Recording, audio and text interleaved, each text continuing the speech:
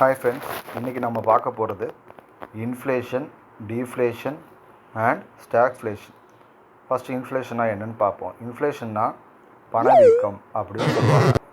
பணவீக்கம்னா எப்படின்னா, ஒரு 10 வருஷத்துக்கு முன்னாடி வாங்கின ஒரு பொருள் இன்றைக்கி பார்த்தோன்னா பல மடங்கு அது விலை கூடியிருக்கும். ஃபார் எக்ஸாம்பிள், ஒரு அப்ராக்சிமேட்டாக இந்தியாவில் இன்ஃப்ளேஷன் ஒரு 6 to 7% வச்சுங்களேன்.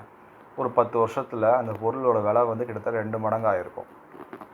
ஸோ இது மாதிரி எல்லா பொருளுமே விலைவாசி கூடியிருக்கும். பெட்ரோல் விலையை எடுத்துக்கோங்க, கோல்டு விலையை எடுத்துக்கோங்க, இந்த மாதிரி எல்லாமே இன்க்ரீஸ் ஆகிட்டே இருக்கும். ஸோ இந்த மாதிரி இன்ஃப்ளேஷனை எப்போவுமே இன்வெஸ்ட்மெண்ட்டில் பார்க்கும்போது என்ன சொல்லுவாங்கன்னா, இன்ஃப்ளேஷனை பீட் பண்ணி நம்மளோட இன்வெஸ்ட்மெண்ட் க்ரோ ஆகணும் அப்படின்னு சொல்லுவாங்க. அதாவது நிறைய பேர் என்ன சொல்லுவாங்க, அது ஃபினான்ஷியல் அனலிஸ்ட்லாம் பார்த்திங்கன்னா, எஃப்டி, போஸ்ட் ஆஃபீஸ் இதில் மட்டும் வச்சுருந்திங்கன்னா இன்ஃப்ளேஷனை பீட் பண்ண முடியாது, மேட்ச் தான் பண்ண முடியும். அதை தாண்டி இன்வெஸ்ட் பண்ணணும்னு சொல்லிட்டு தான் நம்ம கெயின் கிடைக்கணும்னு தான் நம்ம ஈக்விட்டி மாதிரி இன்வெஸ்ட்மெண்ட்டு, பாண்டு இந்த மாதிரி இன்வெஸ்ட்மெண்ட்டை சஜஸ்ட் பண்ணுறது உண்டு.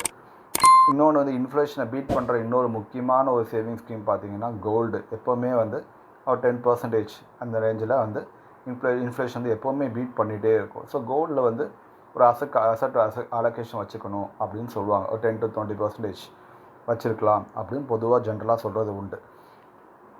இப்போது இந்தியா நாடுக்கு இன்ஃப்ளேஷன் ஒரு பிரச்சனையாக கேட்டால் பிரச்சனைன்னு சொல்லலாம், பிரச்சனை இல்லைன்னு சொல்லலாம். ஓரளவு டிஃபால்ட்டாக இன்ஃப்ளேஷன் இருந்தால் தான் நம்ம நாடு வளருது அப்படின்னு அர்த்தம்.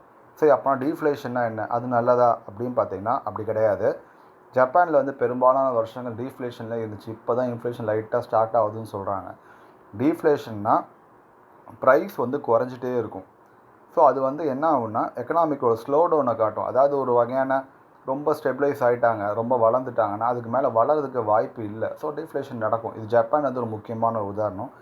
இன்னொன்று ஸ்டாக்ஃப்ளேஷன். இப்போ அமெரிக்கா நாட்டில் ஸ்டாக்ஃப்ளேஷனை பற்றி ரொம்ப இதுவாக பேசிகிட்டு இருக்காங்க. அதாவது ஒரு பக்கம் ப்ரைஸும் கூடும், இன்னொரு பக்கம் க்ரோத்தும் இருக்காது. ஸோ இது ரெண்டுமே ரொம்ப கிரிட்டிக்கலான விஷயம். ஜென்ரலாக இன்ஃப்ளேஷன் இன்க்ரீஸ் ஆகிடுச்சுன்னா என்ன பண்ணுவாங்கன்னா, ஃபெட்ரல் பேங்க்ஸ் இப்போ இந்தியா பொறுத்த ஃபெட்ரல் பேங்க்னா ஆர்பிஐன்னு சொல்கிறோம். அது மாதிரி ஏதாவது பேங்க்ஸ் எல்லா கண்ட்ரிலையும் அது மாதிரி ஃபெட்ரல் பேங்க் இருப்பாங்க, சென்ட்ரலைஸ்ட் பேங்க் இருப்பாங்க.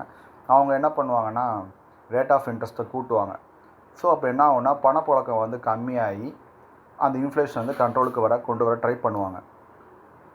இதுவே டீஃப்ளேஷனாக இருந்தால் அந்த ரேட் ஆஃப் இன்ட்ரெஸ்ட்டு இருக்காது. கிட்டத்தட்ட ஜப்பானில் அப்படி தான். 9 வருஷமாக ரேட் ஆஃப் இன்ட்ரெஸ்ட் பார்த்திங்கன்னா அங்கே பாண்டு கடன் வாங்கினா வெறும் 0% இருந்துச்சு. இப்போ தான் கிட்டத்தட்ட 0.5%, 1% வந்திருக்கு. ஸோ இது மாதிரி ஸ்டாக்ஃப்ளேஷனுங்கிற இடத்துல எப்படின்னா, இன்ஃப்ளேஷன் ஒரு பக்கம் இருக்கும், பணவீக்கம் பொருளோட விலை கூட்டிகிட்டே போகும். ஆனால் இவங்க நினச்ச மாதிரி கவர்மெண்ட்டால் ரேட் ஆஃப் இன்ட்ரெஸ்ட்டு ஃபெடரல் கவர்மெண்ட்டால் இன்க்ரீஸ் பண்ணவும் முடியாது. ஸோ இந்த மாதிரி பிரச்சனை மாட்டும் போது தான் அது ஸ்டாக்ஃப்ளேஷன் அப்படின்னு சொல்லிட்டுருக்காங்க.